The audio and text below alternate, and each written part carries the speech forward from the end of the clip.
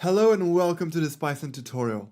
So this tutorial is going to be another quick tutorial because we will just initialize our convolutional neural network, and we know how to do this. It's exactly the same as initializing a classic artificial neural network.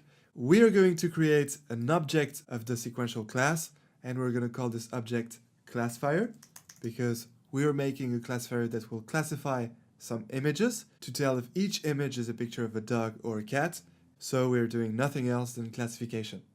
Alright, so classifier and then equals, and then that's where we use the sequential class, and let's not forget the parenthesis, and that creates an object of this class.